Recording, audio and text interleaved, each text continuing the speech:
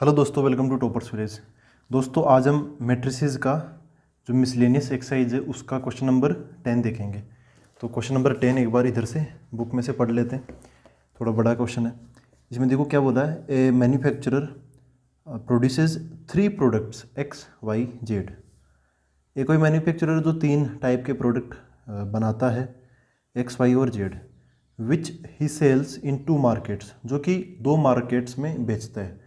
तो 2 मार्केट समझ लो, एक दिल्ली का मार्केट है और एक समझ लो जयपुर का मार्केट है। ठीक है, दिल्ली और जयपुर का मार्केट है, उसमें वो एक्स वाई जेड तीनों चीज़ें ही बेचता है।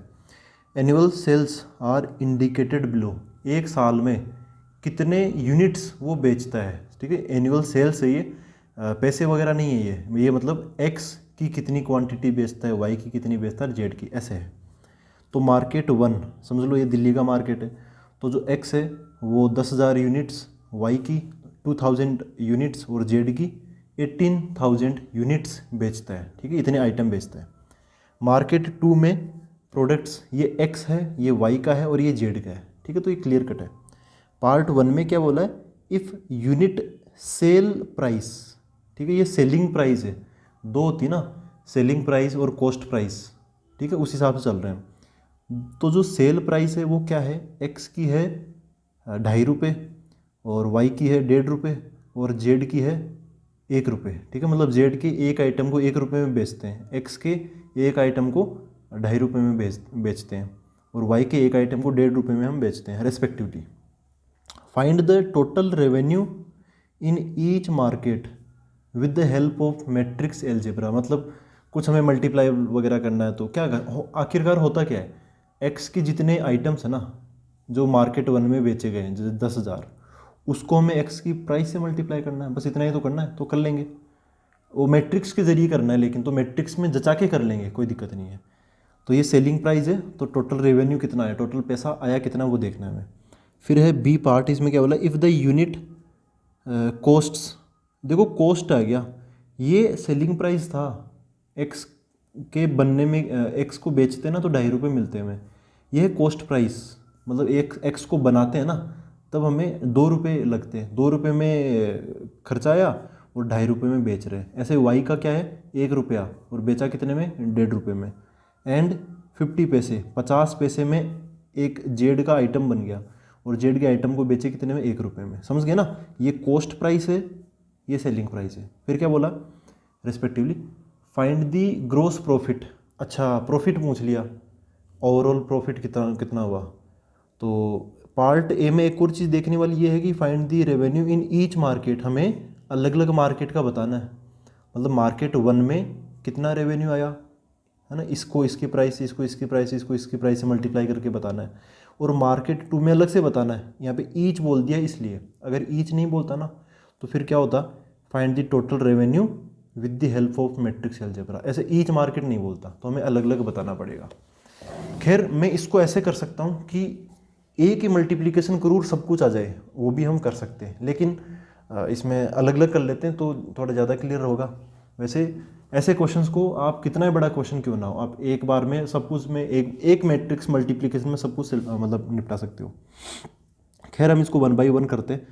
तो इसमें मार्केट, थोड़ा सा इन्फॉर्मेशन में लिख लेता हूँ बस, डेटा मार्केट 1 और 2 का, और इधर एक्स की प्राइस, एक्स है और फिर वाई है और ये जेड है।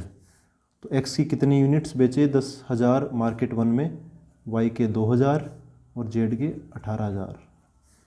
जे और मार्केट 2 में 6,000, 20,000 और 8,000, इतने यूनिट्स बिके हैं।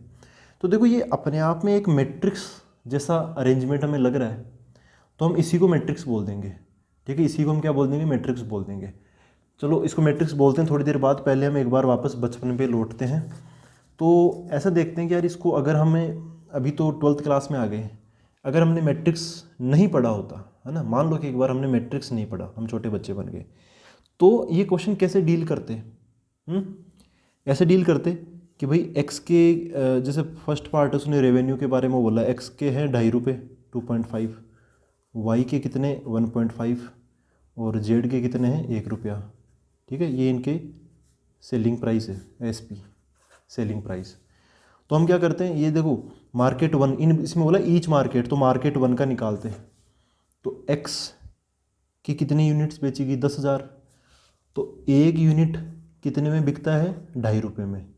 तो 10,000 यूनिट्स कितने में बिकेगी, तो क्या करते हैं हम 10,000 को 2.5 से मल्टीप्लाई कर देते हैं। मार्केट वन का पूरा हिसाब चाहिए हमें। जो क्वेश्चन में बोला ना, वो एक्स वाई जेड का अलग अलग रेवेन्यू नहीं बोला, बल्कि मार्केट वन और मार्केट टू का अलग अलग रेवेन्यू ऐसा पूछा है। तो फिर मार्केट वन का रेवेन्यू कैलकुलेट करते टाइम हमें एक्स वाई जेड में अंतर नहीं करना चाहिए। एक्स के ये हैं, आ गया, फिर प्लस लगा देंगे, इसको अलग से बताने की ज़रूरत नहीं है। वाई के कितने 2,000 रुपये, 2,000 आइटम बेचें, कितने 1.5 रुपये के हिसाब से, तो 2,000 इंटू 1.5 आ जाता अगर बचपन में करते तो। प्लस जेड के कितने आइटम है, 18,000, तो 18,000 को हम, जेड की प्राइस कितनी 1 रुपया, तो 1 से मल्टीप्लाई कर देते। कुल मिला के कितना हिसाब आ जाता, तो यहाँ पे 10,000 इंटू ये कितना 25,000, फिर ये कितना 1.5 कितना 3,000 हो गया क्या, हाँ 3,000 प्लस ये 18,000। समझ रहे हो मेरी बात, ऐसे हम सोल्व करते, इसको फिर वापस ऐड कर लेते, 25 3 28 28 और ये कितना हो गया 46,000 हो गया। तो ये मार्केट वन का हिसाब आ गया। ऐसे ही मार्केट टू में करते, मार्केट टू में बदलता क्या, 10,000 2,000 18,000 की जगह आ जाता 6,000 20,000 और 8,000। यहाँ पे 6,000, यहाँ पे 20,000 और यहाँ पे 8,000 ऐसा आ जाता, फिर उसको सोल्व कर लेते, आंसर आ जाता। ठीक है, लेकिन अब हमने क्या किया, देखो अब इसको भूलना मत, ये अगर आपको ये बचपन की थिंकिंग ये पता है ना कि हम करते कैसे हैं ऐसे क्वेश्चन को, तब आप इजीली इसको मैट्रिक्स में ढाल के भी कर सकते हो, उसमें भी नो प्रॉब्लम।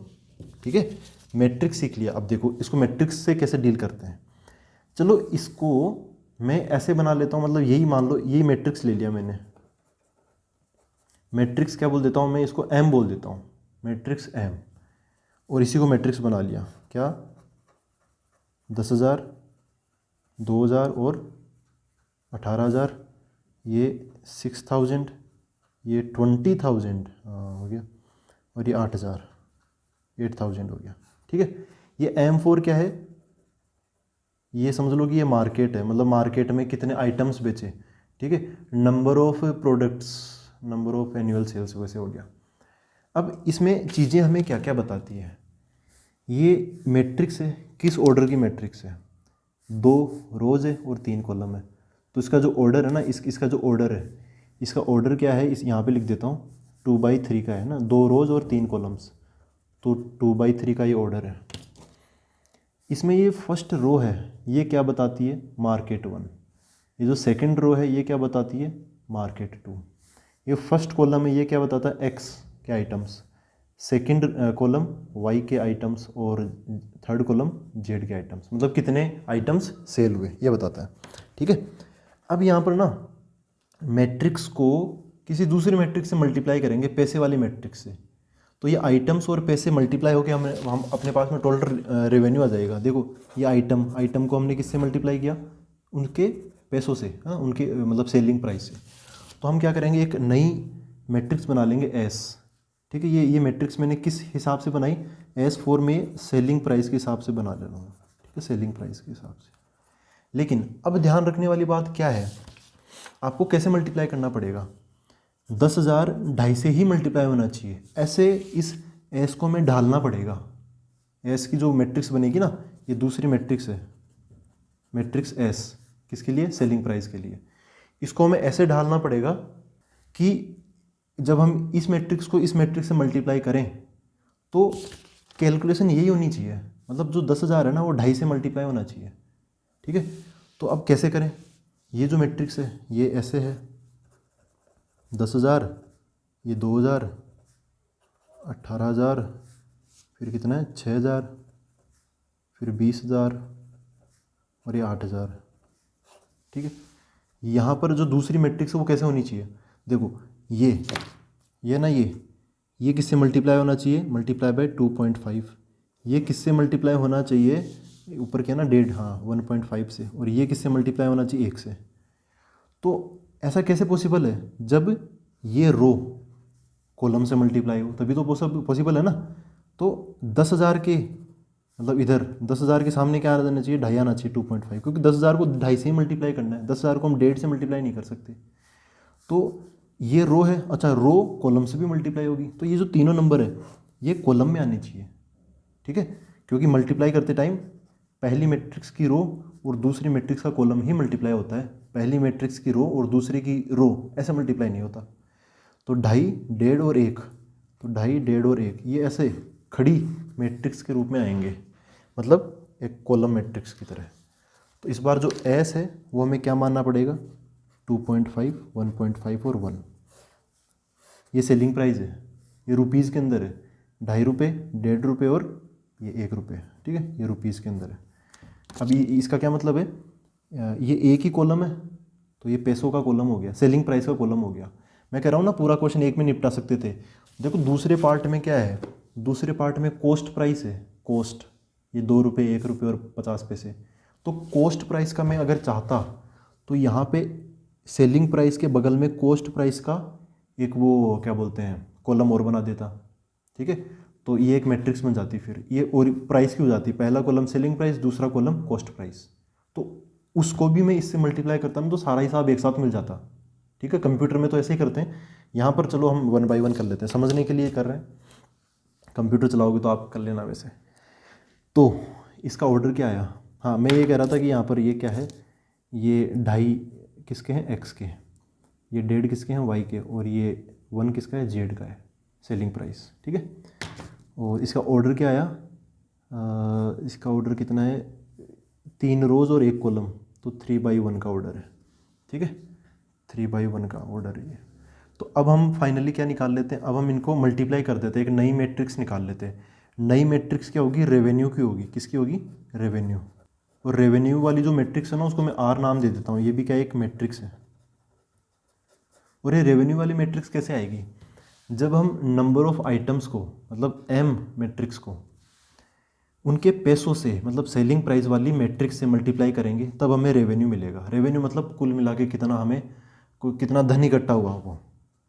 तो ये आर कैसे मिलेगा, एम को एस से मल्टीप्लाई करने पे। ऑर्डर ध्यान रखना, एम मल्टीप्लाई बाई एस आएगा, उल्टा मत कर देना, एस बाई एम वो गलत हो जाएगा, ठीक है। उसके लिए वो कर सकते थे लेकिन फिर उस केस में हमें इनका ओरिएंटेशन चेंज करना पड़ता। देखो अभी ये पॉसिबल क्यों है, एम का ऑर्डर क्या है, एम का ऑर्डर ये है 2/3, so this is 2/3 matrix and S is 3/1 matrix, 3/1।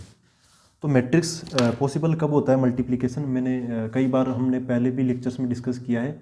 तो उसमें क्या करते हैं कि पहली मैट्रिक्स का दूसरा नंबर और दूसरी मैट्रिक्स का पहला नंबर मल्टीप्लाई करते हैं, तो ये सेम है 3 है ना, इसलिए ये पॉसिबल है मल्टीप्लिकेशन। तो इसका जो आंसर आएगा उसका ऑर्डर क्या होगा, तो हम 3 जो सेम है उसको छुपा लेते हैं। इधर क्या बचा 2, इसके इधर क्या बचा 1, तो यहाँ पे 2 बच गया, यहाँ पे 1 बच गया। तो ये जो आर है इसका ऑर्डर क्या आएगा, 2/1 मैट्रिक्स का ऑर्डर आएगा इसका, ठीक है।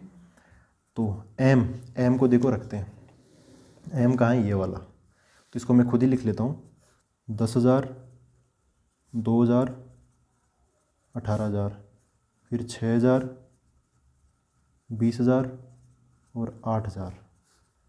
एस मतलब ये पैसे वाली, तो कितना आ जाएगा यहाँ पे 2.5, 1.5 और 1, ये बीच में डॉट मतलब मल्टीप्लाई, ठीक है। तो अब मल्टीप्लाई करना है। अच्छा ये इसका जो ऑर्डर आएगा ना 2/1, इसका क्या सेंस है वो भी हम डिस्कस करेंगे।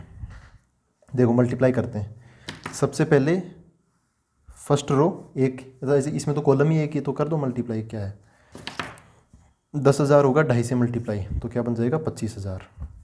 2,000 होगा 1.5 से मल्टीप्लाई, है ना, दूसरा दूसरे से, तो कितना हो गया ये 2,000 इंटू 1.5, 3,000 हो गया ना, तो 3,000 इसमें जुड़ जाएगा ये, है ना, क्योंकि जब तक आप यहाँ से लेके यहाँ तक सारे मल्टीप्लाई नहीं कर लेते तब तक बीच में आने वाले सभी आंसर्स जुड़ते रहेंगे। अब 18,000 एक से, तो 18,000 इसमें जुड़ जाएगा, 18,000 हो गया, ऐसे हुआ। अब देखो दोस्तों हमें दूसरी रो को इस कॉलम से मल्टीप्लाई करना है, तो इसका आंसर दूसरी रो फर्स्ट कॉलम, मतलब यहाँ नीचे की तरफ आएगा ना कि इधर की तरफ आएगा, ठीक है। तो 6,000 को 2.5 से मल्टीप्लाई करेंगे तो 6,000 का डबल 12 और आधा 3 जुड़ जाएगा, 15,000 हो गया। प्लस 20,000 को 1.5 से मल्टीप्लाई करेंगे तो 20,000 और 10,000 30,000 हो गया। प्लस 8,000 को 1 से, तो 8,000। ऐसे मैट्रिक्स बन गई। मैट्रिक्स का ऑर्डर क्या है, पहले ये 2x1 तो पहले ही बोल दिया था, 2x1 ऑर्डर आएगा। देखो 2 रोज आ गई और एक ही कॉलम है, इनको जोड़ेंगे तो एक ही आएगा, 3 नंबर नहीं है, एक ही नंबर है। जोड़ लेते हैं 25 और 3 28 और 18 46 46,000। और ये क्या है 15,000 और 15 और 30 45 और 8 53 53,000, 53,000 हो गया। ठीक है, ये क्या है 2x1। इसका मतलब क्या है, एक चीज़ तो हमने यहाँ पे देखी थी पहले, जो मार्केट 1 था ना उसके कितने रुपए हैं। तो मार्केट 1 से हमें 46,000 रुपये मिले थे। तो ये जो 46,000 है ना, ये मार्केट 1 का है, मार्केट 1 का रेवेन्यू। ठीक है। और अगर आपको ये समझ में नहीं आ रहा कि यार ये मार्केट 1 का, ये मार्केट 2 का ऐसा कैसे हुआ, तो आप थोड़ा सा बैकग्राउंड में आके देखो।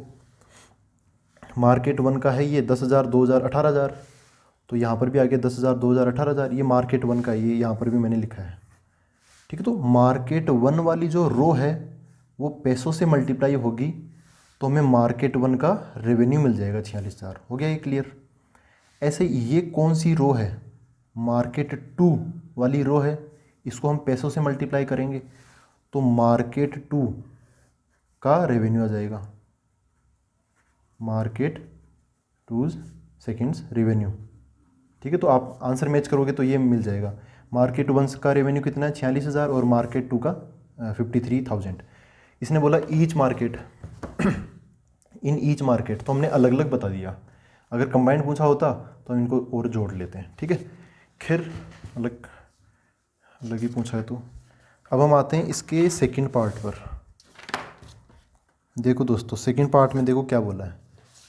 इसमें क्या बोला है कि if the unit costs above 3 commodities this, तो प्रॉफिट वगैरह बताना, तो सॉरी है ना, कॉस्ट प्राइस का डाल दिया। तो जैसे सेलिंग प्राइस का एक कॉलम बनाया था हमने 2.5 1.5 और 1 का, वैसे ही कॉस्ट प्राइस का एक कॉलम बना लेंगे 2 1 और 50 पैसे का। तो इस बार जो सी के नाम से बना लेता हूँ, C4 कॉस्ट प्राइस। ठीक है, CP जिसको हम बोलते हैं, ये रुपयों में है। ये क्या एक मैट्रिक्स है, तो कैसे बनाऊंगा मैं, देखो ऑब्वियसली मल्टीप्लाई तो करना ही है ना। और यहाँ पे हमें आफ्टर ऑल निकालना क्या है, find the gross profit, profit कितना हुआ कुल मिला के, ये हमें बताना है। ग्रोस प्रॉफिट ये भी हमें मार्केट के हिसाब से बताना है कि मार्केट 1 में कितना प्रॉफिट हुआ और मार्केट 2 में कितना प्रॉफिट हुआ। उसके लिए मार्केट 1 में कितना खर्चा आया और मार्केट 2 में कितना खर्चा आया वो निकालना पड़ेगा। और मार्केट 1 में कितना सेलिंग प्राइस, ये सेलिंग प्राइस आ गया है ना, ये हमें SP मिल गया। अब हम CP निकाल रहे हैं, तो मार्केट 1 का CP निकाल लेंगे, मार्केट 2 का CP निकाल लेंगे। ये SP है क्योंकि इधर हमने मैट्रिक्स किसकी बनाई थी, सेलिंग प्राइस की। कॉस्ट प्राइस की मैट्रिक्स अब बन रही है। हाँ भाई, पैसों का मामला है तो हम एकदम खड़ी मैट्रिक्स ही बनाएंगे।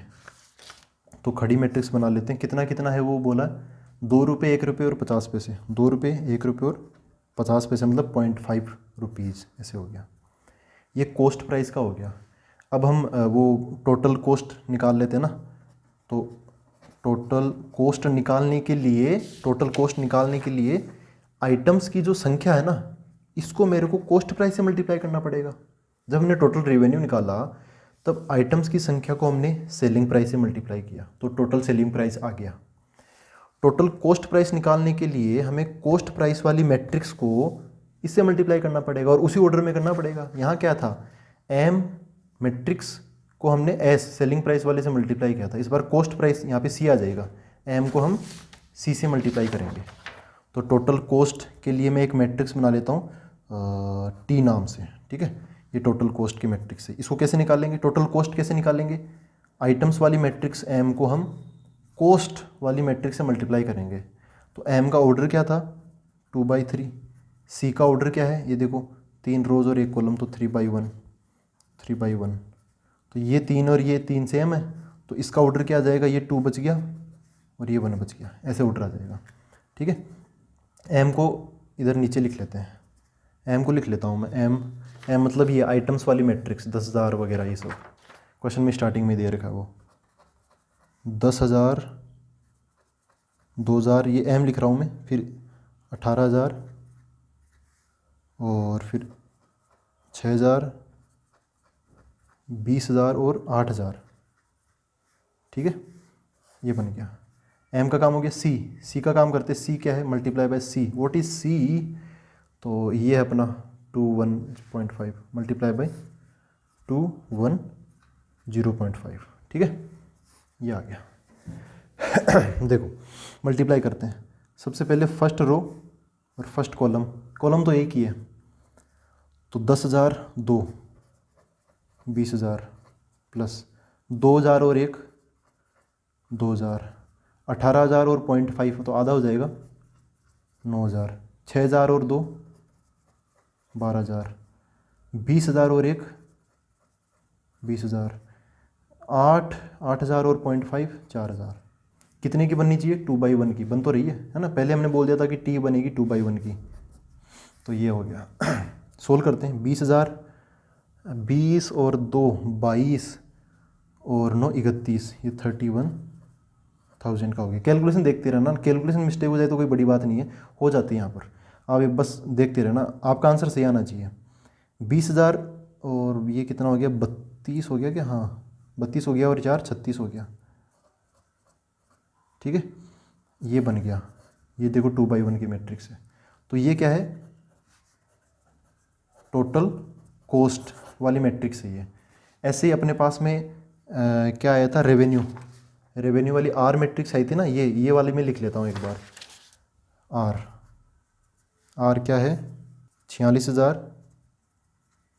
53,000, ठीक है दोस्तों, ये लिख लिया मैंने, ये वाला यहाँ पे लिख लिया। ये क्या है, रेवेन्यू, ठीक है, एक टाइप से समझ सकते हो, ये टोटल कॉस्ट है, तो ये क्या है, कॉस्ट प्राइस सीपी। ये रेवेन्यू मतलब हमें वापस पैसा मिला, इतना सारा मिल गया, तो ये क्या है, सेलिंग प्राइस से रिलेटेड है ये कॉस्ट प्राइस, ये सेलिंग प्राइस। हमें क्या चाहिए, हमें चाहिए ग्रोस प्रॉफिट।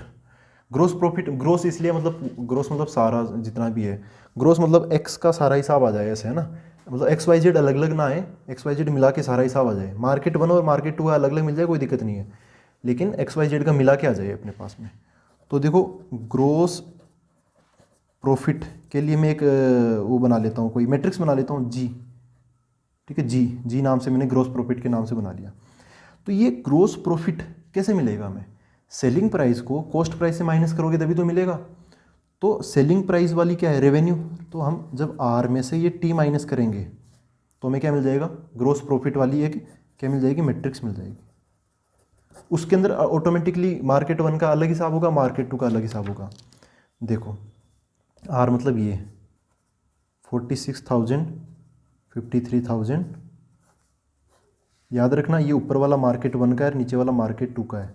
वैसे यहाँ पर ऊपर वाला मार्केट 1 का है, नीचे वाला मार्केट 2 का है, तो मार्केट 1 में से ही हम मार्केट 1 वाला माइनस करेंगे, माइनस ऊपर क्या 31,000 और नीचे 36,000, ठीक है।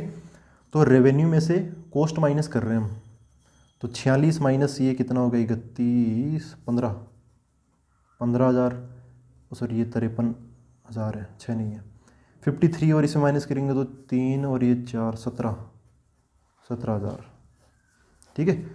तो ये क्या मिल गया हमें, ये ग्रोस प्रॉफिट मिल गया हमें, ये किसका है, ये मार्केट 1 का है, और ये किसका है, मार्केट 2 का है, ठीक है। आई होप ये आपको क्लियर हुआ है। मतलब क्या है कि कैलकुलेशन का आधार क्या होना चाहिए, वो जो छोटी क्लासेस में हमने पढ़ा है वो, कि हम ऐसे क्वेश्चन को कैसे सोल्व करते हैं, है ना, कैसे सिंपली मल्टीप्लाई करके सोल्व करते हैं। वही चीज़ अब मैट्रिक्स में चल रही है, हम इजीली मैट्रिक्स को तोड़ के बाहर नहीं निकाल सकते। मैट्रिक्स मतलब एक सांचे में चल रहा है सब कुछ, तो वो क्या है कि अब 12th में तो हम वो चीज़ भी इस आसान क्वेश्चन को मैट्रिक्स में ढाल के भी कर सकते हैं, मतलब करना आना चाहिए।